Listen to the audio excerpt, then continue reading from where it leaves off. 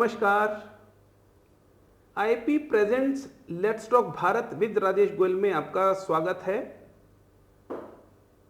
आज मैं सभी आयुर्वेद महर्षियों को प्रणाम करते हुए, वंदन करते हुए, उनको साक्षी मानकर डॉक्टर अभिषेक शर्मा जी से आयुर्वेद के ऊपर कुछ चर्चा करूंगा। आयुर्वेद एक विरासत है, वैदिक काल से चली आ रही ये चिकित्सा पद्धति एक महान पद्धति जिसमें हीलिंग यानी किसी भी बीमारी का जो हल है वो बेसिक जो हमारे सेल है या जो भी एक हमारा प्रोसेस है वो हीलिंग करने से है, उसको ख़त्म करने से है। और उसके अलावा बहुत सारी चर्चा हम करेंगे, जानकारी करेंगे आयुर्वेद को डॉक्टर साहब ने किस तरह से मंत्र के माध्यम से, मैंने अभी एक वीडियो देखा जिसमें मंत्र के माध्यम से जैसे एनेस्थीसिया देते हैं ऐसे मंत्र के माध्यम से आपने एनेस्थीसिया दिया और उसके बाद ऑपरेशन किया। इस सब पे चर्चा करेंगे। डॉक्टर साहब हॉस्पिटल हम्पी में TMAE आयुर्वेदिक मेडिकल कॉलेज है, वहाँ से कर्नाटक से पास आउट हुए हैं। आयुर्वेद को लेकर के बड़ी भ्रांति है, वो कॉन्फिडेंस अभी भी जनमानस में दिखाई नहीं दे रहा है, या कहिए कि जो सपोर्ट सिस्टम, जो जागृति जनमानस में, जनता में होनी चाहिए वो अभी नहीं है। ऐसा मान के हम चलते हैं कि एलोपैथी जो प्रोसेस है वो इमीडिएट रिलीफ करती है और आयुर्वेद जो है उसमें टाइम लगता है। तो डॉक्टर साहब आपका बहुत बहुत स्वागत है। आपका बहुत बहुत धन्यवाद कि आपने मुझे यहाँ इनवाइट किया। बड़ा भाग्य है क्योंकि हम हर उस सब्जेक्ट को, जो हमारी विरासतें हैं, जो हमारी लीगेसी है, उस पर अगर हम चर्चा नहीं करें तो एस्टेब्लिश कैसे करेंगे। तो पहले तो ये कि डॉक्टर साहब ने कई रिकॉर्ड्स बनाए हैं, वर्ल्ड रिकॉर्ड बनाया है। एक रिकॉर्ड आप ये पीछे रखा हुआ देख ही रहे हैं। देखिए कई तरीके की प्रॉब्लम्स होती हैं, उनमें से एक प्रॉब्लम है पाइल्स जी। उस प्रॉब्लम को जहाँ डॉक्टर्स 9 ग्राम ही बोलते हैं जी जी 9 ग्राम पर ऑपरेशन करते हैं, डॉक्टर साहब ने उसको 3.5 के ऊपर रिकॉर्ड बनाया है। मतलब वो बहुत बड़ी बात है। 3.7 ग्राम के ऊपर बहुत बड़ी बात है। और अवचेतन मन के ऊपर बहुत सारी ऐसी चर्चा हम करते हैं। शुरुआत करते हैं डॉक्टर साहब, एक मुझे सबसे पहले ये पूछना है आपसे कि मैंने ऐसे सुना है अभी रिसेंट कुछ डिस्कशंस में कि जो आपकी ये जो साइंस है, जो ये जो आयुर्वेद का जो प्रोसेस है, ये लीगेसी में, यानी आप तो 5 जनरेशन्स में इसको निभा रहे हैं, तो क्या ये यही प्रोसेस है कि जो आज का जो स्टूडेंट है अगर वो ऐसे इंस्टीट्यूशन में जाए जैसे गुरुकुल कांगड़ी है, इधर आपका वाला इंस्टीट्यूशन है यहाँ पे, और वो वहीं से भी शुरू कर सकता है? नहीं, बिल्कुल कर सकता है, क्यों नहीं कर सकता है। लेकिन विरासत में जो चीज़ मिलती है, एक विरासत होती है कि हमें एक दूसरे से, फादर से सीखने को मिला। लेकिन मुझे बताऊं, मैं बचपन से हमने देखा, लेकिन जैसे ही मैं BMS कंप्लीट करके आया 2005 में जी।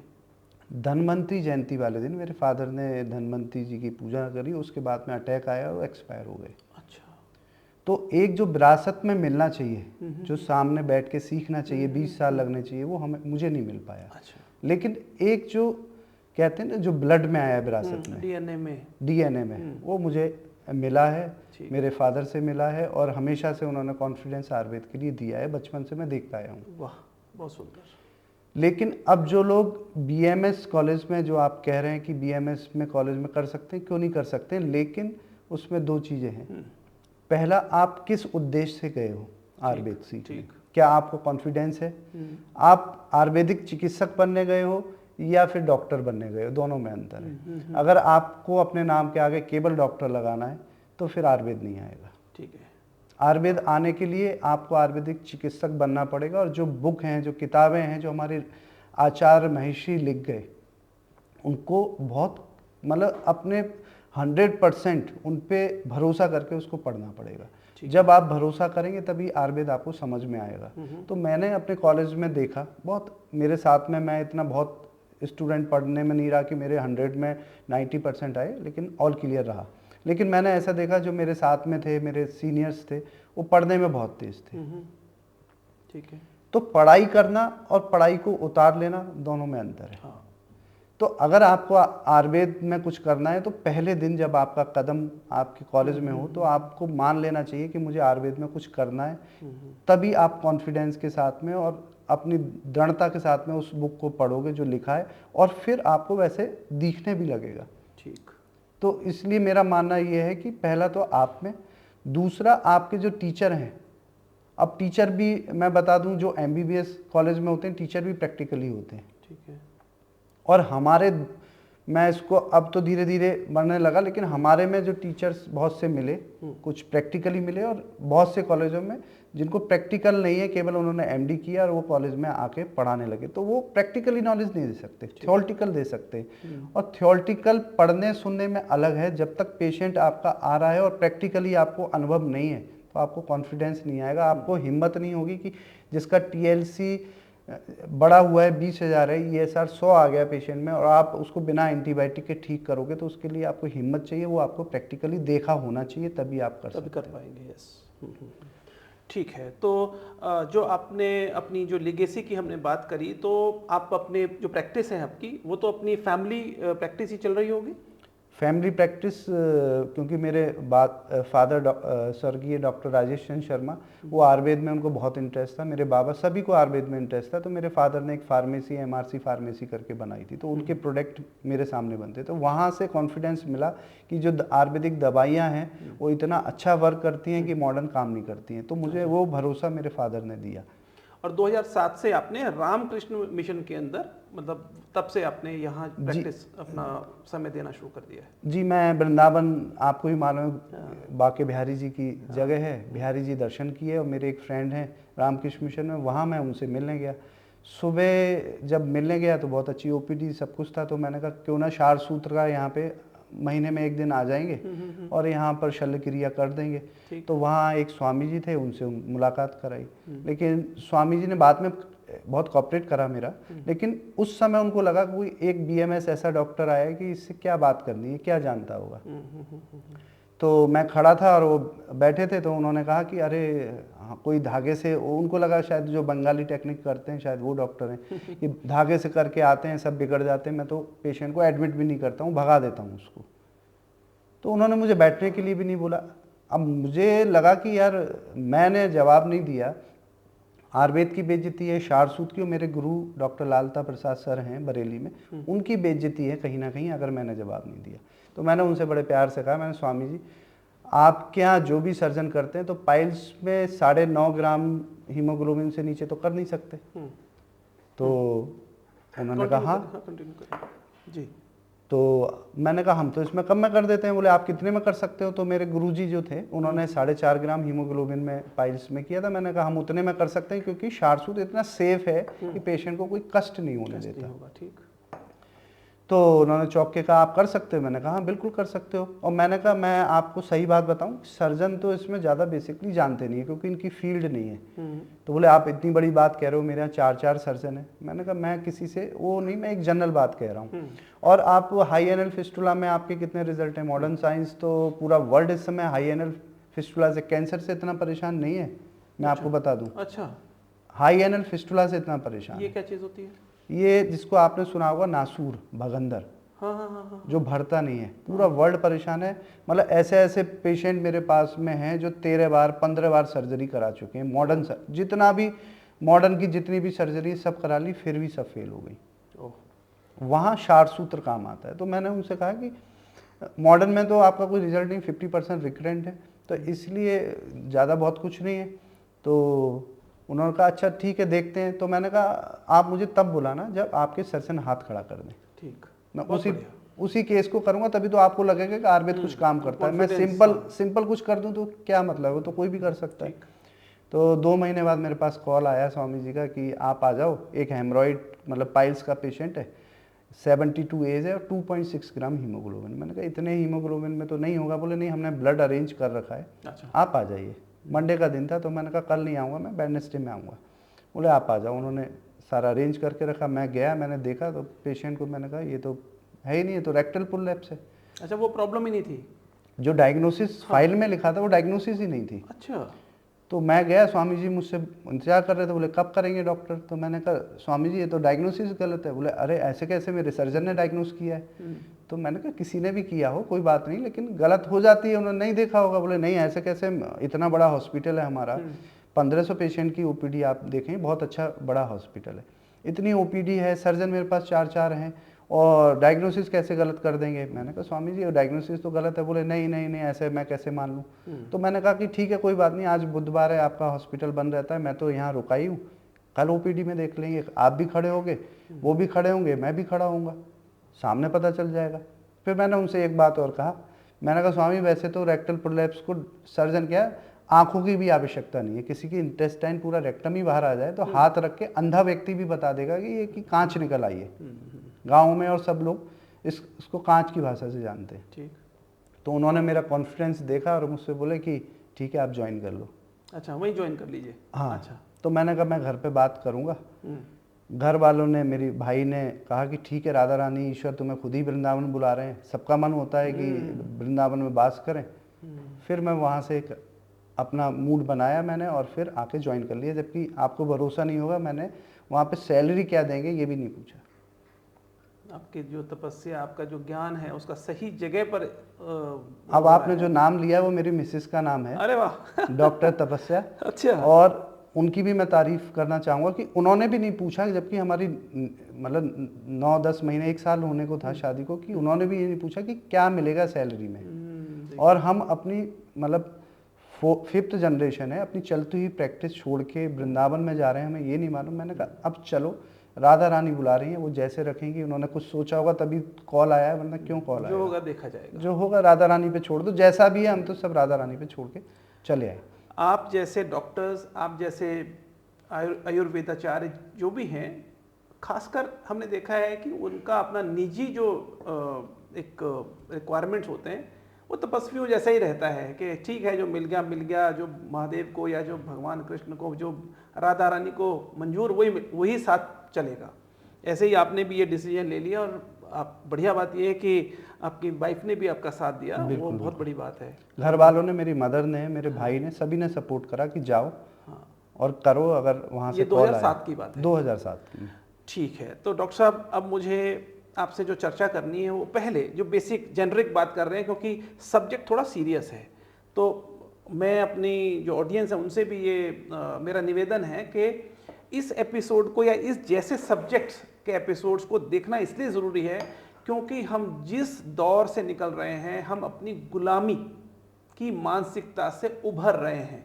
हमारे यशस्वी प्रधानमंत्री जिस तरफ हमें लेकर के जा रहे हैं, वो कोई चिन्ह छोड़ना नहीं चाहते हैं जहां पर हम उस गुलामी के, या जो हमारे बीज मन में बो दिए गए हैं कि हम लोग तो नौकरी ही करेंगे, हम लोग तो डिपेंडेंट ही फिरंगियों पर हैं, इस मानसिकता से हमें निकलना है। इसीलिए हमें आयुर्वेद जैसा सब्जेक्ट या हमारे जो बाकी जो हमारी लीगेसी है, जो हमारी परंपराएं, उस पर वापस लौटना है, क्योंकि वहाँ पर हर चीज़ का सॉल्यूशन है और बेहतर भाव से है, बेहतर तरीके से है। डॉक्टर साहब, ये जो मैंने बात कही है गुलामी की मानसिकता, देखिए अभी भी जनमानस को ऐसा लगता है कि आयुर्वेद का जो उपचार है ये लंबा चलता है। यानी अगर मेरे को इमीडिएट कोई प्रॉब्लम हुई है तो मुझे लंबा चलेगा तब जाके होगा, और वहाँ उसमें एलोपैथी में हम फटाक से गोली खाएंगे और सुबह तक ठीक। नहीं, ये बिल्कुल भ्रांति है, गलत बात है। अच्छा। ये बिल्कुल, बल्कि मैं कहता हूँ जानबूझ के फैलाई गई बात है। अच्छा। जो आयुर्वेदिक डॉक्टर्स हैं वो भी कभी कभी ये बात कहते हैं, तो वही डॉक्टर कहते हैं जो कि आयुर्वेदिक प्रैक्टिस नहीं करते हैं। अच्छा। जो आयुर्वेदिक प्योर प्रैक्टिस करेगा वो कभी ये बात नहीं कहेगा। बहुत अच्छी बात। मैं पहले दिन से कहता हूँ कि आयुर्वेद बहुत फास्ट काम करता है, एक आध चीज़ को छोड़ दें, बाकी सभी में बहुत फास्ट काम करता हूँ। कल की मैं आपको एक वाक्य, परसों का एक वाक्य बताता हूँ। एक वीडियो कॉल आया मेरे जान पहचान के कि एक उनके यहाँ लेबर क्लास में जो काम करती थी उसकी बेटी को पेट में दर्द था और 4 दिन से वो रो रही थी। उनका अल्ट्रासाउंड हुआ, अल्ट्रासाउंड की रिपोर्ट में आया कि इसमें थोड़ा सा कहीं जो इंटेस्टाइन है ऑब्स्ट्रक्शन है, तो ये बोला कि सर्जरी करना पड़ेगा। तो मेरा देखते ही मैंने कहा हाथ रख के बताओ कहाँ दर्द है। जहाँ हाथ रखा मैंने कहा ये दर्द तो रुक रुक के होना चाहिए। तो हाँ, मैंने कहा ये तो स्पास्मोडिक पेन है। तो मैंने कहा ये तो इसको सर्दी लगी है। तो आयुर्वेद क्या देखेगा, आयुर्वेद ये नहीं देखेगा कि दर्द हो गया तो इन्फेक्शन, मैं इस पर अभी आऊँगा, सबसे बड़ी कमी क्या है वो मैं आता हूँ। मैंने कहा ये तो कफ बढ़ गया, इसको सर्दी लग गई, इसके लिए स्पाज्मोडिक पेन है, आप ये दवा ले लो। तो जो दवा हम चेस्ट के कफ के लिए दे रहे हैं, ब्रेन के कफ के लिए दे रहे हैं, वही मैंने पेट के लिए दी, क्योंकि हम दोष देखते हैं, हम क्लासिकल आयुर्वेद करते हैं। बहुत सुंदर। और मैंने फिर कल फ़ोन आया मेरे पास, मैंने पूछा क्या हुआ, तो बोले रात में एक बार थोड़ा दर्द हुआ, जो रात भर तड़पती थी बच्ची। आज फिर फ़ोन आया, बोले कोई दर्द नहीं हुआ। तो आप एलोपैथिक जो कि पिछले 7 दिन से उस पर इलाज कर रही थी, पेन किलर्स दे रही थी, और उसका दर्द ठीक नहीं हो रहा था, वो दर्द आपका एक डोज में ठीक हो गया। तो अगर हम जड़ पे काम करेंगे, यही बहुत बड़ी बात है कि जो एलोपैथी है वो वैसे भी हम लोग दर्द हुआ तो हम गोली खा के उसको सप्रेस कर लेते हैं, लेकिन उसका इम्पैक्ट इधर उधर कहीं कहीं पर, जो मैंने सुना है कि ऑर्गन्स पे भी आ जाता है, उस पे भी आ जाता है। नहीं नहीं, मैं कुछ और भी बात बताता अच्छा, हूँ। बताइए, आप बताइए प्लीज। अगर आप मेरे को एलोपैथिक भी से ट्रीट करने के लिए बोलोगे तो वो जो बच्ची थी वो एलोपैथिक से भी ट्रीट कर सकते थे। अच्छा। बात है सोच की, आप सोचते कैसे हो। जो मैं हमेशा कहता हूँ कि हम जितने पढ़े लिखेंगे और जितने पैसे वाले होंगे, दोनों चीज़ अगर मिल जाएगी तो बहुत खतरनाक है। क्यों? क्योंकि हम मुश्किल से मैं मानता हूँ 0.5% ही पढ़ाई का सही उपयोग कर रहे हैं। जितना हम विकास कर रहे हैं उसमें कहीं ना कहीं विनाश है, क्योंकि हमारी सोच कुछ और है। तो हम जितना अल्ट्रासाउंड, MRI जितना बढ़ेंगे उतनी डायग्नोसिस खत्म होती चली जाएगी। जो पहले का वैद्य हाथ पकड़ के, नाड़ी देख के, कफ को बढ़ा के और चेस्ट देख के सारी बात सुन के डायग्नोसिस बना लेता था। तो सबसे पहली बात है, मैं तो ये कह रहा हूँ कि डायग्नोसिस ही नहीं बनना। आप जब डायग्नोसिस नहीं बनेगा तो आप दवा जो दोगे केवल पेन किलर ही दे सकते हो, है ना। लेकिन जब डायग्नोसिस ही नहीं बना तो फिर दवा कैसे काम करेगी। दूसरा, एक हमारे जो भ्रांति, जो मैं कहता हूँ जिसको गुलाम बन गए, वो गुलाम बन गए हम एक इन्फेक्शन से, कि आपकी बॉडी में इन्फेक्शन हो गया। मैं कहता हूँ एक रिसर्च करके देख लो, 1000 पेशेंट पे रिसर्च करो और कोई भी हर एक सेक्टर के पेशेंट ले लो, कोई सिर दर्द का, कोई स्किन डिजीज़ का, कोई किसी का भी ले लो, जिसमें 1000 में मैं कहता हूँ 9 से 90 लोगों को बोलेंगे कि इन्फेक्शन हो गया। और मैं कहता हूँ इन्फेक्शन होगा तो उसमें कुछ ना कुछ, अगर आप ब्लड टेस्ट भी कर रहे हो तो उसमें आना चाहिए ना। केवल इन्फेक्शन बोल के हमारे दिमाग में एक गुलामी बैठा दी कि आपको इन्फेक्शन हो गया और इन्फेक्शन एंटीबायोटिक से जाएगा। ऐसे ही है बिल्कुल। मेरी मदर को मैंने देखा कितना परेशानी भुगती। जबकि अब मैं अपनी नज़र से देखूं, आयुर्वेद की नज़र से देखूं, तो मैं देखूंगा वात, पित्त, कफ, 3 चीज़ें देखूंगा कि दोष कहाँ पे बिगड़ा है। और आयुर्वेद इतनी सरल है, अगर आप उसको समझदारी से पढ़ेंगे, मन लगा के पढ़ेंगे तो बहुत ईजी, इससे ज़्यादा ईजी मुझे नहीं लगता कोई साइंस है। और ये साइंस ऐसी है कि पूरा जीने की कला आपको सिखाती है, उठने से लेके सोने तक की कला। आप कौन से प्रदेश में, मतलब आप कहाँ रहते हो, जांगन देश में रहते हो, आनूप देश में रहते हो, आपको क्या खाना चाहिए, जो चीज़ आपको यहाँ पे सूट करती है वो आपको बैठ के बॉम्बे या कहीं पे और कोस्टल एरिया पे सूट नहीं करेगी। जगह का भी फर्क है, जगह का फर्क है। आपके काल, हमारे लिए मॉडर्न में ना तो काल पढ़ाया, यानी कि समय नहीं पढ़ाया। दही आप दिन में खाओगे, मट्ठा आप दही दिन में लोगे, आपको फायदामृत तुल्य है। अगर वो सूर्य अस्त के बाद लोगे तो वो आपको जहर है। ये मॉडर्न में नहीं पढ़ाया है। मॉडर्न में काल भी नहीं पढ़ाया, दिशा भी नहीं पढ़ाई, स्थान भी नहीं पढ़ाया कि कौन से स्थान पे सरसों का तेल होने से कौन से गुण होंगे। ये हमें मालूम है कि इस वाले जगह का आप ले लो, पोटेंसी इसमें हॉट है या कोल्ड है, कि पोटेंसी भी आपकी कितनी बड़ी मॉडर्न में नहीं पढ़ाई है ये। तो उनको तो केवल एक चीज़ है जो कि ब्लड में आ गया, उसका ट्रीटमेंट करना है। और मैं दावे के साथ मैं कह सकता हूँ कि जितने पेशेंट आप देखो, जितने भी पेशेंट हैं वो कहीं ना कहीं एंटीबायोटिक के मिसयूज से, केमिकल के मिसयूज से बढ़ते चले जा रहे हैं। अगर हमारा साइंस इतना डेवलप हो गया तो मैं तो धड़ल्ले से कहता हूँ, मैं वृंदावन में रहता हूँ, पहले आज से 20-30 साल पहले 2 वैद्य पूरे वृंदावन को, आसपास के एरिया को संभाल रहे थे। आज देखिए, आज वृंदावन या कहीं पे भी डॉक्टर्स कितने 1000 गुना हो गए। हर मोहल्ले में डॉक्टर है, हर मोहल्ले में मेडिकल स्टोर है, हर मोहल्ले में x-ray, ultrasound, MRI, CT scan है। तो फिर अगर आप इतने साइंस में आगे बढ़ गए तो पेशेंट तो खत्म होने चाहिए ना। आप कितने खुश हो अपने हॉस्पिटल में ट्रीटमेंट देके, कितने खुश हो, हमारी ओपीडी इतनी बढ़ गई, हमारा बड़ा अच्छा हॉस्पिटल है। अरे अच्छा हॉस्पिटल, आपका अगर अच्छा हॉस्पिटल है, ओपीडी घटनी चाहिए थी आपकी, क्योंकि सारे पेशेंट तो हेल्दी होने चाहिए थे। जब सारे पैसे वाले हो जाएंगे तो गरीबों की लाइन कहाँ लगेगी। अब गरीबों की लाइन लगा के खुश हो रहे हैं कि हमारे यहाँ गरीब डोनेशन लेने आ रहा है। अरे आपके शहर में गरीब रहेगा नहीं तो फिर डोनेशन लेने कौन आएगा। बहुत बड़ी बात, बहुत सुंदर, बहुत। तो इसलिए साइंस को आज भी समय है समझने का। जो कोर्सेज हैं कि उनको समझाया जाए कि ये जो चीज़ें जो नहीं समझाई जा रही हैं, जो उनको समझ में नहीं आ रही हैं, वो समझ नहीं पा रहे। वायु बढ़ गई है शरीर में तो ये क्या काम करेगी। हमें मालूम है अगर वायु आपके शरीर में बढ़ गई, आपके सिर में बढ़ गई तो अलग काम करेगी, हाथों में बढ़ गई अलग चलेगी, हड्डी में चली गई अलग उसके सिम्टम्स है। एलोपैथी में तो कभी ऐसा देखा ही नहीं जाता है। नहीं, वो मानते भी नहीं है क्योंकि उन्होंने सुना नहीं है। तो सबसे बड़ी कमी एक जो हमें गुलाम बनाया है कि इन्फेक्शन। मेरे यहाँ डॉक्टर सीखने को आते हैं, मैं सबसे पहले कहता हूँ अगर अच्छे डॉक्टर बनना है तो एक चीज़ यहाँ से अभी इरेज कर दो कि इन्फेक्शन कोई चीज़ होती है। अच्छा, ये कैसे डॉक्टर साहब? आप जब इन्फेक्शन पे भरोसा ही छोड़ दोगे तो एंटीबायोटिक पे भी भरोसा छोड़ दोगे। ठीक। जहाँ देना है, मैं ये नहीं कह रहा हूँ, क्योंकि पहले तो हमारे अच्छे एंटीबायोटिक थे, बहुत सारी औषधियाँ, रस औषधियाँ थी जो कि बंद कर दी गई। अच्छा, इसमें ये नहीं होना चाहिए, इसमें ये, ऐसा करके बंद कर दी, जो बहुत अच्छी थी। तो हमारे पास अब औषधि नहीं है, लेकिन मैं आपको बता दूं मैं शल्य क्रिया करता हूँ। ठीक है। मेरे गुरुजी भी एंटीबायोटिक देते हैं और बहुत सारे लोग एंटीबायोटिक, मैंने पिछले 10 साल से कॉन्ट्रा इंडिकेटेड कर रखी है कि अगर आप एंटीबायोटिक दोगे तो ये कॉम्प्लिकेशन आएंगे। इसलिए मेरे यहाँ पेशेंट में पेन खत्म कर दिया मैंने, कॉम्प्लिकेशन खत्म हो गई, जल्दी कटिंग होने लगी, जल्दी पेशेंट ठीक होने लगा। तो आप अगर किसी चीज़ को सही तरीके से सोचते हो तो मेरा मानना ये तो ईश्वर ही आपको बुद्धि देता है सोचने की, बिना उसके, बिना धनवंती भगवान की कृपा के तो कुछ नहीं हो सकता। आप सही तरीके से सोचते हो तो मैं कहता हूँ जो रिजल्ट है वो मॉडर्न देगा 2 घंटे में, तो मैं दूंगा 5 मिनट में आयुर्वेद में। ऐसे बहुत सारे पेशेंट हैं। और आप एक उदाहरण देख लो, इनो क्या है, आयुर्वेदिक ड्रग है।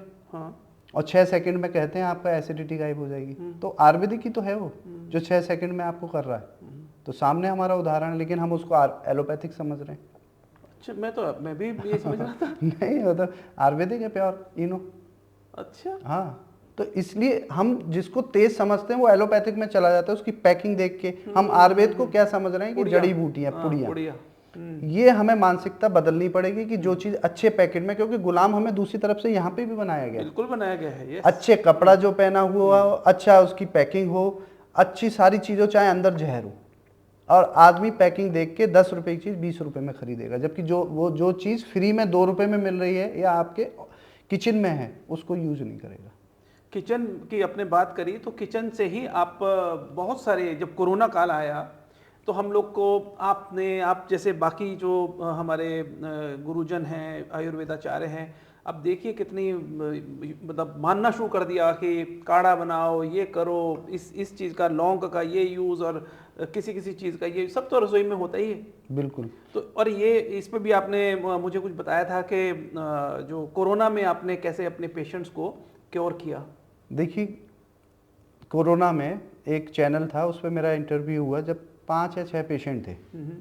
उन्होंने पूछा कि कोरोना में, जबकि टॉपिक कुछ और था, कि कोरोना में क्या करना चाहिए। मैंने कहा आयुर्वेद सिद्धांत पे काम करता है, वो नहीं जानता कोरोना। अच्छा। वो जानता है कि वायरस है और नाक के थ्रू, मुंह के थ्रू आएगा, और हमें अपनी नाक को सुरक्षित करना है। बाद में आप देखो, रिसर्च के बाद में आया नाक में तेल डालो। देखिए, अब मैं उसको आपको मॉडर्न में समझाता हूँ, नाक में तेल डालने से इफेक्ट क्या होगा। आपने देखा होगा कि बहुत से पेशेंट जो है सर्दी वाले पेशेंट हैं। आप एक नॉर्मल इंसान अगर सर्दी वाली -4 पे चला जाता है तब भी जिंदा है। वो क्यों जिंदा है? क्योंकि इतनी ठंडी हवा अगर उसके लंग्स में चली जाए -4 में, तो मर जाना चाहिए, जकड़ लेना चाहिए। और गर्मी में भी जा रहा है तब भी जिंदा है। तो यानी कि हमारी बॉडी में थर्मोस्टेट हैं जो कि बॉडी के टेम्परेचर को कंट्रोल करते हैं।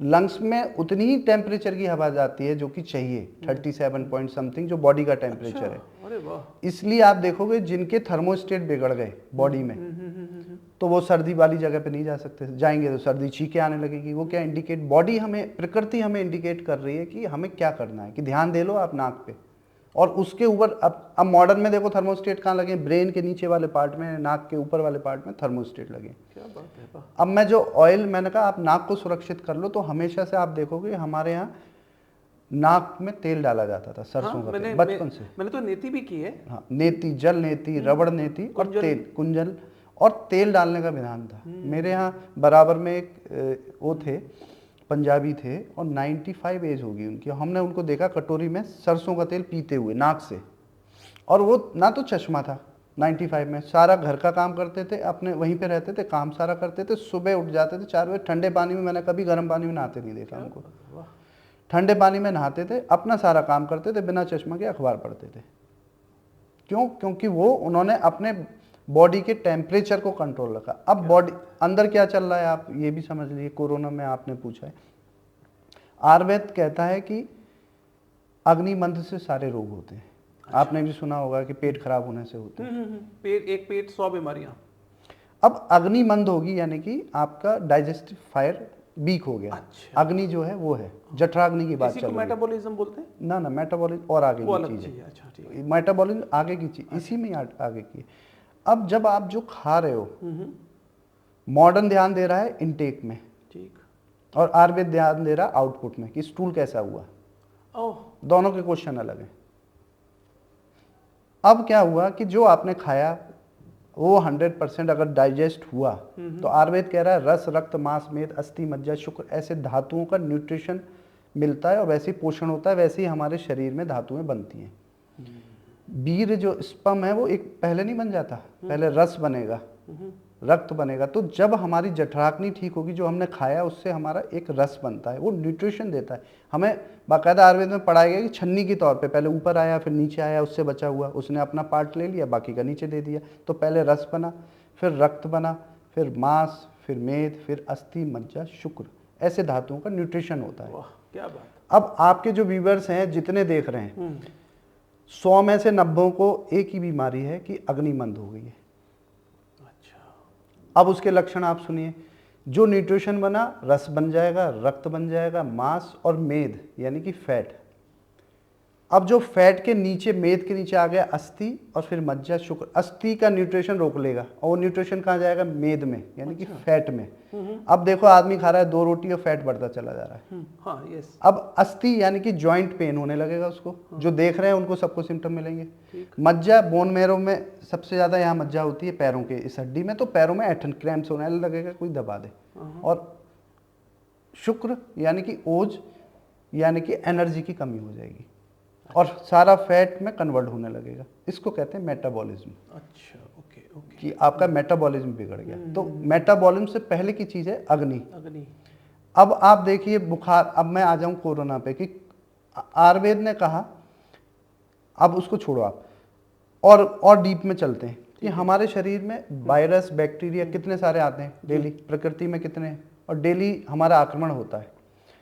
आक्रमण जब होता है तो हमारी जो फाइट करने वाले सेल्स हैं, C cell, T cell, immunity cell जिनको आर्मी बोलते हैं, वो फाइट करते हैं डेली। लेकिन कभी कभी क्या होता है कि ज़्यादा वायरस आ गए, ज़्यादा बैक्टीरिया आ गए, उनको जब ज़्यादा आ गए तो हमारे सपोज जो हमारे फाइटिंग वाले हैं वो 100 हैं सपोज, अब उनको सामने से 1000 लोगों ने आक्रमण कर दिया, तो क्या होगा? फौज बढ़ानी पड़ेगी। फौज कैसे बढ़ेगी? फौज बढ़ेगी आपको बुखार आने से। उसकी जो फ्यूल है वो है हीट, इसलिए ईश्वर ने आपको बुखार दिया। तो बुखार अच्छा है कि बुरा है? अरे बुखार तो अच्छा हो गया। पहले के वैद्य बोलते थे कि बुखार आया तो अच्छा है, क्योंकि वो आपके सेल्स को डेवलप कर रहा है उस हीट में। और हमने क्या करा? उसको सप्रेस कर सबसे पहले पैरासीटामोल दी। कितनी बड़ी गलती की। दूसरी गलती, आयुर्वेद कहता है लंघनम परम औषधम। जो लंघन मतलब फास्टिंग जो है वो पहली औषधि है। क्या बात है, वाह। और इसके लिए मैं आपको बताऊं, बाहर के किसी विदेशी को नोबेल पुरस्कार मिल गया कि फास्टिंग करने से एंटी एजिंग होता है। हाँ, यस। हाँ। जबकि आयुर्वेद हमसे ही सीख के गया वो। हाँ। हमारे घर घर में माता जी हर एकादशी का व्रत, इसका व्रत, उसका व्रत। अब व्रत पे भी आऊंगा मैं। व्रत क्यों करते हैं? अब लंघनम परम औषधम बोला कि जैसे ही बुखार आया लंघन छोड़ दो, लंघन कर लो, खाना छोड़ दो, अन्न छोड़ दो। अच्छा। अब अंदर क्या चल रहा है?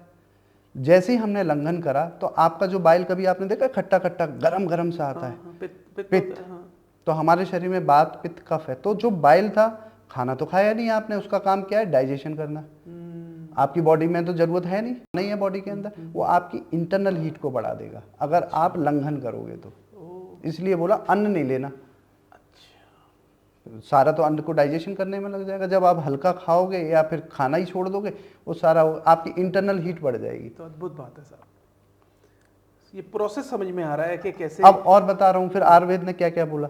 सारी चीज एक एक चीज साइंटिफिक है, बस हम समझा नहीं पाए या समझ नहीं पाए। कई और कारण भी हैं एक्चुअली। वो बीच में वो कारण तो ये है कि हमारी जो सरकारें आई पुरानी, उन्होंने कभी ध्यान नहीं दिया, आपको एक हीन भावना से समझाया कि ये जो बीएमएस करके आया है ना, इसकी क्या औकात है, ये तो कुछ जानते ही नहीं है। इसीलिए जो डॉक्टर्स थे बीएमएस, उनको एक सेल्फ कॉन्फिडेंस नहीं आ पाया।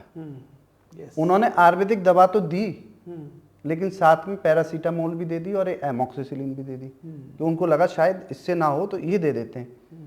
अब क्यों मर गए कोरोना में? भाई बहुत सारे लोग मरे भी हैं, ऐसा नहीं है, कोई हंसी की बात तो है नहीं, लेकिन मरे क्यों? और पहले वेव में कम मरे और दूसरे में क्यों मर गए, ये भी बात है। जबकि मेरे वीडियो मैंने पहले बनाए हैं, सारे वीडियो आप देख सकते हैं, जो बात कही अभी तक नहीं कटी है। अच्छा। अब मरे क्यों? क्योंकि आपको अंदर क्या चल रहा है ये भी समझो, एंटीबायोटिक कैसे काम करती है तब समझ पाएंगे आप। जैसे ही हमारे बॉडी के अंदर कोई बैक्टीरिया आता है, वायरस आता है जी, तो जैसे बैक्टीरिया आता है वो क्या करता है, उस पर एक कवर होता है लिपिड का, और एंटीबायोटिक उसको पहचान के ब्लड में और उस पर एक विस्फोट टाइप का करती है, उसको तोड़ देती है कवर को, बैक्टीरिया मर जाता है। लंबा बहुत प्रोसीजर, मतलब मैं आपको सीधे सीधा समझा देता हूँ कि ऐसे काम चलता है जी। अब जैसे ही बैक्टीरिया जाएगा, आप एंटीबायोटिक दोगे, काम करेगा। मैं ये कहता हूँ कि कोई भी दवा सही, मैं नहीं कह रहा कि आयुर्वेद, कोई भी दवा सही, अगर दवा खाने के बाद आपको कमजोरी आ रही है, इसका मतलब वो आपके लिए नहीं बनी है, वो नुकसान, वो आपके साथ खिलवाड़ हो रहा है, ये पहला सिम्टम है। क्यों? जैसे ही आप बैक्टीरिया को आप मारना चालू करोगे तो आपके जो मैंने बोला ना आर्मी है, उसका भी लिपिड वही है, मुश्किल ही है। तो विस्फोट जब होगा तो वो सामने वाले तो मरेगा ही मरेगा, जो हमला कर रहा है, हम लोग भी मर जाएंगे। तो जहाँ पे सामने वाले ज़्यादा हैं तो ज़्यादा उनका नुकसान होगा। लेकिन अब आ जाओ कोरोना में, कि वायरस जब घुसता है तो वो आपके सेल्स के अंदर जाके डेवलप करता है, अंदर चला जाता है, क्योंकि बहुत माइन्यूट होता है। अब रह गया बाहर ब्लड में, अगर हम एंटीबायोटिक दे देंगे और वहाँ विस्फोट होगा, वहाँ तो बैक्टीरिया है ही नहीं, क्योंकि डिजीज तो वायरल है। और जब वहाँ कौन है? आप खुद ही हो, आपकी आर्मी है, तो कौन मरेगा? कर दोगे, अपनी आर्मी को किल कर दिया, अपने आदमी को किल कर दिया, कमजोरी तो आना स्वाभाविक है। इसलिए आप देखोगे अगर टाइफाइड, थायराइड, मतलब कोई भी दवा आपको वीकनेस दे रही है, यूटीआई है, आपने बैक्टीरिया जांच लिया और एंटीबायोटिक दी, कभी आपको आप देखोगे कि वीकनेस नहीं आएगी। क्यों? क्योंकि पर्टिकुलर उन्होंने देख लिया, ये उन्होंने यूज़ करा। आप टीबी की दवा है, टीबी की दवा आप पेशेंट को दे दो, टीबी वाले को, उसको कमजोरी खत्म हो जाएगी और आने लगेगी, पर्टिकुलर दवा चली। ये काम चल रहा है हमारा, मैं मानता हूँ 5-10%। बाकी आप जैसे ही दोगे वहाँ तो कुछ है ही नहीं, विस्फोट होगा, कमजोरी आ जाएगी। इसलिए मैंने कहा चाहे कोई भी दवा हो, आपकी बॉडी के लिए बनी है। हम चूंकि अब ऊर्जा पे काम करने लगे हैं, तो ईश्वर ने चाहा तो आगे हम ये बताने में सक्षम हो जाएंगे बिना ब्लड टेस्ट के कि आपको टीबी की दवा चलेगी नहीं चलेगी आपकी ऊर्जा से। बहुत सुंदर बात है, बहुत उस पर मेरा काम चल रहा है। तो इसलिए कि जो भी चीज़ आपको कमजोरी दे रही है वो आपके बॉडी के लिए नहीं बनी है। तो इसलिए कोरोना में वो लोग गए जिनको हाई एंटीबायोटिक्स लगातार दे दी, कमजोरी से आप देखेंगे बाहर आ गया पेशेंट और दूसरे हफ्ते में एक्सपायर हो गया। बिल्कुल ऐसा हुआ। अब आ जाओ दूसरी वेव पे, कि जब इंजेक्शन दिया, आप देखेंगे कि वैक्सीन के बाद में अभी तक अब कॉम्प्लिकेशन आप सामने आने लगे, जबकि मैंने पहले ही कहा था। क्यों? अब जब आपकी आर्मी, जब ईश्वर ने हमारे ये जो 9 रंध्र बनाए तो वहां पे आर्मी लगाई है कि कोई आएगा तो मार देना, ठीक है। सारे लोग तो वहीं लगे हैं। अब आना था आपको, तो यहाँ इंतजार कर रहे हो, सामने गेट से कोई आएगा तो मारेंगे, और आ गया तोड़ के पीछे से, आपको तो पता ही नहीं है। जैसे ही उन्होंने जो दिया, वहाँ धीरे धीरे डेवलपमेंट हो गया, वो सीधे लंग्स में गया। अभी जाना था नोज के थ्रू, धीरे धीरे 3 दिन में हमारी आर्मी लड़ती, उनसे काम करती, लेकिन वो चला गया लंग्स में। दूसरी गलती करी, उन्होंने कहा बुखार तो आता है, और दे दी पैरासीटामोल, हर एक ने खाई। और मेरे सामने एक अंकल थे, दोपहर में मैं मिला हूँ पॉजिटिव से। मैंने मास्क भी नहीं लगाया, तब से छोड़ दिया। कोरोना के बाद पहले सर्जरी में लगाता, तब से छोड़ दिया कि अरे ये तो और ज़्यादा खतरनाक है। अच्छा। मेरे सामने मैं मिला हूँ और शाम तक वो एक्सपायर हो गए। इतना ग्रोथ, कोरोना दूसरे वायरस से बस एक ही अंतर है जो मैंने पहले कहा था कि ग्रोथ बहुत फास्ट करता है। अगर आपको एक बार ग्रोथ हो गई, बहुत ज़्यादा हो गई, तो बड़ा मुश्किल है। लेकिन हमने वहाँ से भी ऐसे पेशेंट भी बचाए जिनको मुझे भी उम्मीद नहीं थी कि ये बच पाएंगे। सांस चली गई जब सेकंड वेव में, सांस नहीं आ रही, 30% 40% रह गया, और मैंने कहा अच्छा एक काम करो, फटाफट मैसेज भेजा, ये दवा मंगाओ, खाना मत देना, बुखार आ रहा है तो बहुत ज़्यादा आ रहा है 104, तो टेम्परेचर को वैसे कंट्रोल करो, आधा पैरासीटामोल दे देना जब ज़्यादा आएगी, गर्मी दिमाग में नहीं चलनी चाहिए। और मुझे आश्चर्य हुआ, वो पेशेंट ठीक हो गए। और वो चौथे दिन मुझसे कह रहे हैं हमें भूख बहुत अच्छे नहीं लगी। बाकी के बहुत से मेरे जान पहचान में जो मैंने मना करा, उसके बाद उन्होंने मॉडर्न लिया, और आज तक वो डॉक्टर्स दिल्ली से आ रहे हैं, उनको दिखा रहे हैं अपने पोस्ट कोविड के लक्षणों को, आज तक नहीं ठीक हो पा रहे हैं। ये आप देखिए, तो ये कोरोना में जो है वो मिसयूज हो गया, जबकि मैंने पहले ही कहा था ये आयुर्वेद के लिए आया है। बहुत बढ़िया, कितनी जानकारी मिल रही है। एक नेचुरल प्रोसेस है, अगर हम लोग उसको जान लें, पहचान लें, उस प्रोसेस को अडॉप्ट करना शुरू कर दें, कोई बीमारी है या नहीं है, लेकिन इस प्रोसेस को हम जांच लें आगे आने वाले समय के हिसाब से, तो मुझे लगता है कि हमें अपने आयुर्वेद जैसे बड़ी उपचार पद्धति को वापस एस्टेब्लिश करने में भी हेल्प मिलेगी और विश्वास भी पैदा होगा, भरोसा पैदा होगा। डॉक्टर साहब, एक आप ये बात बताओ, मैंने आपका एक वीडियो देखा जी। साध्वी रितंभरा आपके यहाँ आई हैं और वो आपसे कुछ बातचीत कर रही हैं और आपने उनको मंत्र से रिलेटेड कुछ उपचार आपने किया। वो क्या चीज़ थी? मंत्र, एनेस्थीसिया की जगह मंत्र से आपने कैसे कंट्रोल किया, क्या सिस्टम है वो? देखिए, मेरा हमेशा से आयुर्वेद पे भरोसा रहा है, और मेरा इंटरेस्ट भी जब मैं पढ़ता था, मन हमारा एक सब्जेक्ट आता है, मन। ओके। मॉडर्न में नहीं पढ़ाया जाता है क्योंकि उसका अस्तित्व भी नहीं है, लेकिन हमारे में मन, आत्मा, सारी चीज़ आती है। तो मेरा बड़ा मन था कि क्योंकि अवचेतन मन बहुत पावरफुल है, हम कैसे यूज़ करें। अवचेतन मन को इंग्लिश में क्या कहते हैं? इसको सबकॉन्शियस माइंड। सबकॉन्शियसनेस, ठीक है। ठीक है, सबकॉन्शियस माइंड बहुत पावरफुल है। मेरे भाई रेकी ग्रैंड मास्टर हैं, डॉक्टर आशीष शर्मा। अच्छा। तो उनसे मैंने 2000 में रेकी की दीक्षा ली थी। तो ऊर्जा से पहले से नाता रहा है कि जब कॉल करो ऊर्जा आती है, लेकिन आजकल के लोग इसको कहेंगे कि ऊर्जा क्या होती है। हाथ गर्म हो जाएंगे, आप कहीं पे भी टच करोगे उसका पेन इन खत्म हो जाएगा। ये 2000 से मैं देख रहा हूँ। ठीक।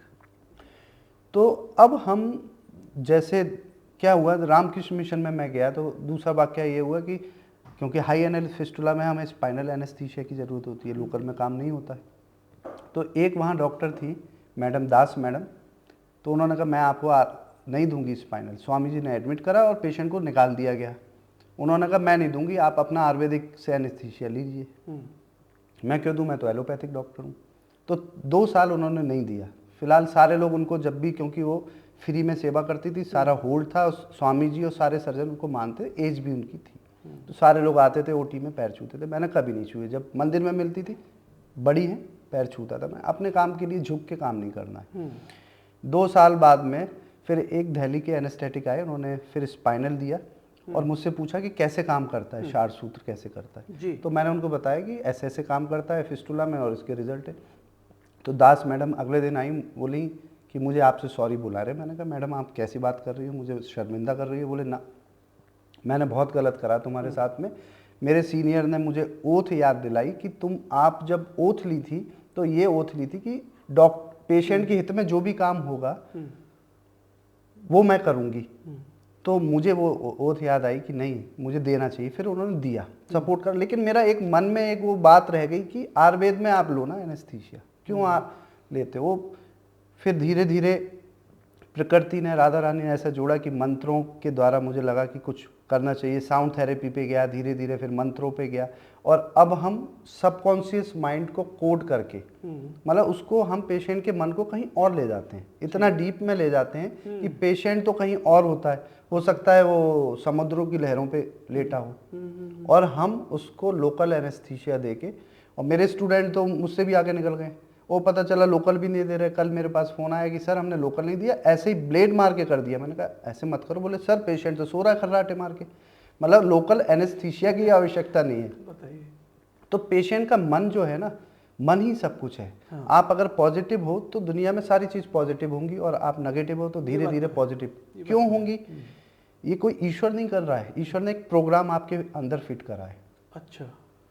क्या प्रोग्राम फिट करा है कि जो भी चीज़ आप देखते हो, दिन में हजारों चीज़ देखते हो, लेकिन कुछ चीज़ें याद रहती हैं, क्योंकि सबकॉन्शियस माइंड में जो भी मेमोरी बन गई, मेमोरी बार बार बोलने से या करने से तब बन पाती है परमानेंट। उसका काम ये है सबकॉन्शियस माइंड का कि उसको एक्शन में कन्वर्ट करना। उसको नहीं पता ये सही है या गलत है। तो आप देखेंगे कुछ धर्म के लोग तो बचपन से एक शिक्षा दे रहे हैं जो मरने मारने में तैयार है, क्योंकि उनके सबकॉन्शियस माइंड में एक मेमोरी बन गई है। यस। उनको कुछ चीज़ समझ में नहीं आएगी। जी जी जी। ऐसे ही हमारे संस्कार क्या है? संस्कार सिर्फ यही है मॉडर्न की भाषा में कि सबकॉन्शियस माइंड में एक मेमोरी बन जाना, वो एक्शन में कन्वर्ट होगा। जैसे हमने बच्चे के में कहा दया, चींटी को देखो उठा लो, उसकी मेमोरी बन गई, तो जब भी चींटी को देखा है वो उठाएगा। तो ईश्वर ने आपके अंदर एक प्रोग्रामिंग दी है जो हमें पता नहीं है। बहुत सुंदर। अगर आप उस प्रोग्रामिंग को समझ जाएंगे तो हम कुछ भी कर सकते हैं, आपके लिए ब्रेन कोड कर सकते हैं। हम क्या कर रहे हैं, उसमें एक परमानेंट मेमोरी बना दे रहे हैं। उसके दरवाजे खुलते हैं कब? जब आप समाधि में जाते हो, योग में जाते हो, सो जाते हो, तब आपके दरवाजे है एक बीच का, वो खुलता है, उसमें मेमोरी बनने के लिए जाती है। अच्छा। हम 20 मिनट में वो मेमोरी, वो दरवाज़ा खोल देते हैं, इस अवस्था में ले जाते हैं उसको, दरवाज़ा खोल के। अब हम अभी तो सर्जरी कर रहे हैं, टेम्परेरी मेमोरी। अगर हम, आप कहोगे कि कोई चीज़ को किसी को भुलाना है, तो हम 21 दिन की कोडिंग करके उसको परमानेंट कोडिंग कर देंगे और उसको भुला देंगे। अच्छा। तो हम भुला भी सकते हैं कोई चीज़ को, और कोई चीज़ याद नहीं हो रही है उसको याद भी करा सकते हैं। अभी यूपीएससी का एक स्टूडेंट मेरा चल रहा है जो जिसकी कोडिंग करी है, और हिस्ट्री में उसको इंटरेस्ट नहीं आया था। आज 15 दिन हो गए, कल उसका वीडियो हमने बनाया है। 15 दिन में वो कह रहा है कि मेरा सर जो इंटरेस्ट नहीं था, मुझे इंटरेस्ट के साथ में समझ में आ गया। क्या बात। क्योंकि उसके ब्रेन में हमने क्या करा, कोड कर दिया। हाँ। तो हम उसी को, जिसमें हम रेकी ऊर्जा का यूज़ कर रहे हैं, कुछ हिप्नोटिज्म का यूज़ कर रहे हैं, कुछ मंत्रों का यूज़ कर रहे हैं, कुछ अपने कॉन्फिडेंस से उसको हम अपने पे भरोसा दिलाने का कर रहे हैं। इन सारी चीज़ों का यूज़ करते हुए पहली बार इंडिया में ये सर्जरी जो हम कर रहे हैं, वो अवचेतन मन को कोड करके, जागृत करके, या उसको रिलैक्स करके हम कर रहे हैं। मैंने सुना है, हम जाते भी हैं जैसे डॉक्टर्स के पास में, तो ऐसा बात करते हैं कि डॉक्टर अगर प्यार से, कॉन्फिडेंस से आपसे बात भी कर ले तो आधा तो मरीज ठीक हो जाता है। बिल्कुल सही बात है। डॉक्टर साहब, एक चीज़ जो आज की जो चर्चा है, इसमें लगभग जो मेरे क्वेश्चंस हैं उसका मुझे रिप्लाई तो मिल गया, लेकिन ये कई एपिसोड्स में पूरा होगा, क्योंकि एक एक को डिटेल करना है, बातचीत करनी है, तो आगे हम इसके ऊपर एपिसोड्स करेंगे। आयुर्वेद का जो आज का स्टेटस है, जिस तरह से हम लोग रीएस्टेब्लिशमेंट करना चाह रहे हैं अपनी इस परंपरा को, तो बहुत सारा ऐसा कि सरकार आपको कैसे सपोर्ट कर रही है, या और किस तरह से इसको मतलब इसकी जो ये स्थिति है इसको कैसे एस्टेब्लिश करेंगे? देखिए, मेरा मानना ये है कि आजकल रिसर्च का दौर है। हाँ, हम सारे लोग रिसर्च पे ही ध्यान देते हैं, लेकिन मैं इसको बिल्कुल डिनाई करना चाहता हूँ। अच्छा।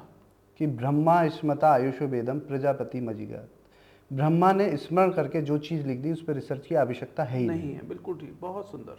आज तक कई हजार रिसर्च हुई, एक भी फॉर्मुलेशन नहीं काटा जा सका। तो उसको रिसर्च में जो पैसा जा रहा है वो वेस्ट है, वेस्टेज है। बहुत सुंदर। आवश्यकता किस चीज़ की है कि प्रैक्टिकली आवश्यकता है। आप एक बीएमएस डॉक्टर जो निकल के आ रहा है, जिसको नौकरी नहीं मिल पा रही, स्टैब्लिश नहीं हो पा रहा है इतने, आप उसको कुछ फंड दो और उसको बोलो कि आयुर्वेदिक का बोर्ड लगाए। जब बोर्ड लगेगा तो पेशेंट भी आयुर्वेदिक मांगेगा, सबसे पहली बात। और आयुर्वेदिक चिकित्सा करो, उसको 3 साल के लिए जो पैसा अननेसेसरी वेस्टेज जा रहा है रिसर्च में कि आप इसकी कर लो, अश्वगंधा, वो तो बुक में पहले ही लिखा है, उसको काट ही नहीं सकते आप। और अमेरिका में बता दूं, मेरा एक स्टूडेंट है जो रिसर्च में है अमेरिका में, वो उल्टा काम कर रहा है। अब वो ऐसे रिसर्च नहीं कर रहा कि नीम पे रिसर्च कर लें, वो कहता है कि नीम पे करना है तो जरा आयुर्वेद क्या कह रहा है वो देखो। उन्होंने कहा नीम जो है एंटी बैक्टीरियल है, तब वहाँ से स्टार्ट करता है वो। बताइए। और हम नीम पे रिसर्च कर रहे हैं, तो मुझे नहीं लगता कि रिसर्च में करना चाहिए। एक बीएमएस डॉक्टर के लिए आप इस्टेब्लिश करने के लिए फंड दीजिए, उसको प्रैक्टिकली दीजिए। जब वो अभिपत्ति कर चूर्ण जैसा एसिडिटी में देखा, जब उसको पता, पेशेंट आके कहेगा मुझे एसिलॉक या ऑनडेम या पेंटॉप से जितना फायदा नहीं होता था, ये तो रेचक है। अभिपत्ति कर देंगे, पित्त जो जमा है निकल जाएगा, रेचन कर देगा। बॉडी में रखना, जहर का काम करना, वो तो आने वाले समय में उसको कॉम्प्लिकेशन हो जाएंगे। मैं आपको बता दूं कॉम्प्लिकेशन क्यों हो रहे हैं। एलोपैथिक दवा से कॉम्प्लिकेशन नहीं हो रहे हैं, कंटिन्यू एलोपैथिक दवा से अच्छा क्यों हो रहे हैं? बेसिक क्या है, क्योंकि जो भी आयुर्वेद या होम्योपैथिक दवा है जो कि बेसिक है, वो एक चीज जो मॉडर्न में नहीं है जो आयुर्वेद में है, मैं बताऊं, विपाक। खाने के बाद वो कैसा होगा। हम आज एल्कलाइन वाटर पे तो दे रहे हैं, लेकिन मैं बताऊं आपको कि जैसे ही स्टमक में जाता है उसका पीएच तो आपका 3 और 4 के बीच में हाईली एसिडिक है। तो कितना भी एल्कलाइन कोई चीज ले लोगे जो हमें दिख रहा है सामने, अंदर जाके तो एसिडी में बन जाना है। हमें चाहिए कि ऐसी चीज जो कि पचने के बाद, डाइजेशन होने के बाद जो रस बने वो एल्कलाइन हो।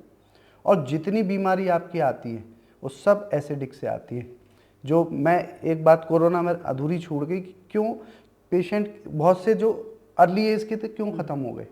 हाँ, क्योंकि आपका जिनका ब्लड का पीएच एसिडिक होगा और वायरस या बैक्टीरिया एसिडिक में ग्रोथ करता है, इसलिए उन लोगों को बहुत फास्ट हुआ एसिडिक में। और आप देखोगे 90 साल के जो बुढ़े थे, बहुत सारी बीमारी थी, फिर भी बच गए बिना कोई दवा के। क्यों बच गए? क्योंकि उनका ब्लड एल्कलाइन था। अच्छा, वहाँ ग्रोथ ही नहीं हो पाई।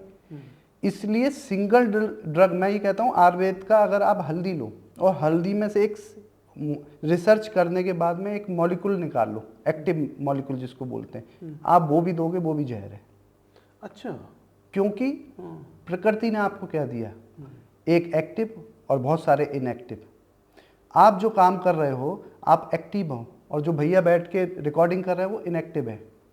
जब ये कॉम्बिनेशन होगा तभी आप आगे बढ़ सकते हो। हाँ, रिकॉर्डिंग तभी हो पाएगी। ठीक कह रहे हैं, है ना? यस। अब आपको मैं एक्टिव को ले जाऊं और इनएक्टिव को ध्यान ही ना दें तो क्या होगा? हो ही नहीं सकता। ऐसे ही सिंगल ड्रग मॉलिक्यूल जो है वो आपका जहर बन जाएगा अगर हम अश्वगंधा से भी निकाल लें। इसलिए प्रकृति ने जो चीज़ दी, हमें रिसर्च की जरूरत ही नहीं है। प्रकृति ने जो चीज़ जिस मूल में दी है, जिस भाव में लिखा है कि इसको कैसे खाना है, जो आयुर्वेद की बुक में लिखा है, वो पूरा रिसर्च होकर मुझे बिल्कुल इतना % भी संदेह नहीं है। इसलिए मैं ईश्वर की कृपा से जो भी हूँ यहाँ तक पहुँच पाया हूँ, क्योंकि मुझे संदेह नहीं है। बहुत सुंदर। और हमारे बीच में मेरे यहाँ डॉक्टर्स भी आते हैं, मैं पढ़ा रहा हूँ, कह रहे सर बहुत अच्छा पढ़ा रहे हैं और बहुत कॉन्फिडेंस आ रहा है। जैसे ही उनको वायरल बुखार आया तुरंत एंटीबायोटिक ले ली, क्योंकि भय। ये हमें गुलाम बना दिया गया, इन्फेक्शन को दिखा के, एंटीबायोटिक को दिखा के पता नहीं क्या हो जाएगा। और मेरे हजारों ऐसे उदाहरण हैं मेरे पास में। जैसे मेरा खुद का भतीजा, उसको कफ हो गया, सांस ना ली जाए। मतलब मेरी मिसेज ने कहा कि बोले अब घबरा जाते हैं ना बच्चे को देख के, ले चलो एडमिट कराओ। बोले नहीं नहीं नहीं, मुझे 2 मिनट दे दो। मेरी मिसेज ने क्या करा, तिल का तेल लिया, गुनगुना करा, गुनगुना करके सेंधा नमक मिलाया और सीने पे और पीठ पे उसको लगाया, और 2-2 बूंद नाक में तिल का, जब वो 1 साल का था तब की बता रहे, 2-2 बूंद तिल का तेल डाल दिया उसके नाक में, और इसको गर्म पानी लेके, कपड़ा लेके गर्म कपड़े से उससे सिकाई कर दी। कफ पिघल गया, और 5 मिनट में जो बच्चे को एडमिट, मतलब सांस नहीं आ रही थी, बच्चा खेल रहा है, कफ तुरंत निकल गया। क्योंकि आपको फेद नहीं है आयुर्वेद पे, दिक्कत ये है। वो हमें गुलाम बना दिया गया है कि शायद ये काम नहीं करेगी, ना ना ना ना, खा लो बाद में देखेंगे।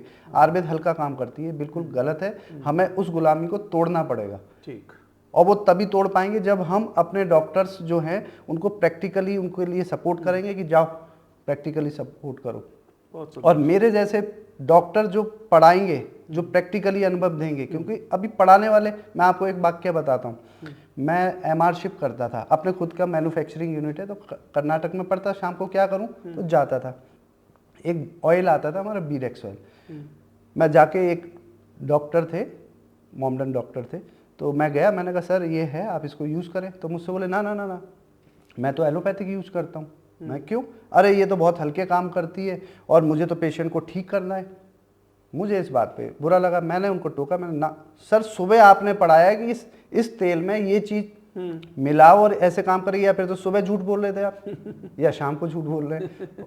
बड़े अजीब से उनको लगा कि यार क्या बोला, मैं स्टूडेंट ही था, 2nd फेज में था। मैं कहा ये गलत बात है आपकी, आप ये यूज़ करो, और यूज़ तभी करना जब आप बॉलनी जेल देते हो ना, जो भी दे रहे हो, जहाँ पे सारे तो पेशेंट ठीक नहीं हो रहे बॉलनी से, जब उसको रिजल्ट ना आए तब देना, तब पता चलेगा आयुर्वेद कैसे काम करता है।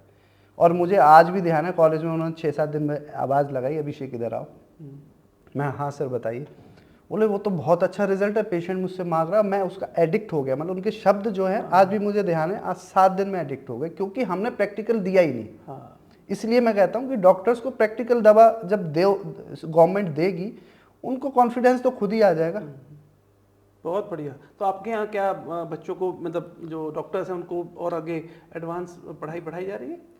मेरे यहाँ ये है कि आज तक आयुर्वेद क्यों पीछे रहा, उसके भी कई कारण हैं। एक, आपने जो कहा वो पॉजिटिवनेस थी, लेकिन मैं उसको नेगेटिवनेस लेता हूँ। बताइए। आपने कहा कि हम हमेशा से ईश्वर के प्रति रहते हैं, ईश्वर को देते हैं, आयुर्वेद वाले होते हैं, होना चाहिए, मैं कहता हूँ, लेकिन हम प्रोफेशनली भी होने चाहिए। हाँ, यस, बिल्कुल होना चाहिए। हम आयुर्वेद इसलिए पीछे हो गए, आज देखो आप गांव में बैठ के कोई पेड़ के नीचे एक भगवान की प्रतिमा लगा के कोई किडनी की दवा दे रहा है और किडनी स्टोन निकल जा रहा है। हाँ, यस, है ना, और भीड़ लगी हुई है। उसने उसको प्रोफेशनल नहीं करा, इसलिए वो किसी को दिया नहीं। उसने कहा कि सब ईश्वर कृपा। ईश्वर कृपा तो है, नेचुरल है, एनर्जी पॉजिटिव नेगेटिव होती है। ईश्वर के नाम से तो आप दवा दोगे तो काम करने लगेगी। मैं आपको इस पानी में भी सिद्ध करके दिखा सकता हूँ कि कितनी जल्दी मंत्रों का इसमें प्रभाव आता है, बताइए। तुरंत ही दिखा सकता हूँ। लेकिन हम प्रोफेशनल नहीं हो पाए, इसलिए हम पीछे रह गए। उनको चमक धमक की आदत थी, हम चमक दमक नहीं दिखा पाए। आप साधारण वैद्य जी, मैं कहता हूँ उल्टा करो। आप प्रेजेंटेशन, मैं अपने स्टूडेंट को सिखाता हूँ कि प्रेजेंटेशन मॉडर्न वालों से लो, लेकिन सोच आयुर्वेद रखो।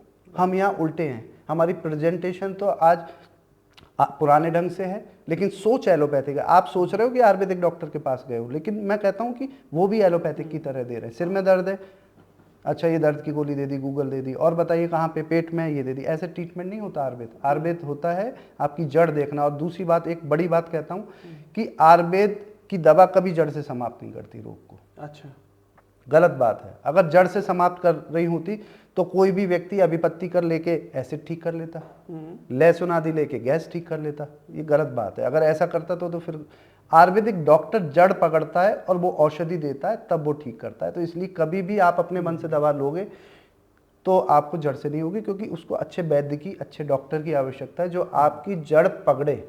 बहुत सुंदर। तो इसलिए आप कभी भी, जो हम आयुर्वेद में, दूसरी बात क्या है, आप देखेंगे एलोपैथिक में तो डॉक्टर पूछा जाता है।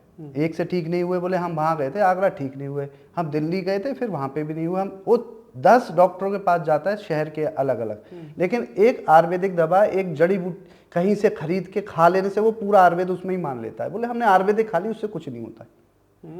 यस, ये भ्रांति तोड़नी पड़ेगी कि आयुर्वेदिक के लिए तो अच्छे वैद्य की आवश्यकता है, जो आपके सिर में दर्द है और दूसरे के सिर में दर्द है, लेकिन हो सकता है मैं दोनों को उल्टा ट्रीटमेंट दे दूं। एक को शीत हॉट, मैंने जैसे बोला कि हमारे में विपाक है, पोटेंसी है, होल्ड हॉट है कि कोल्ड है, तो मैं आपकी देखूंगा आपकी प्रकृति कैसी है। ठीक बात है।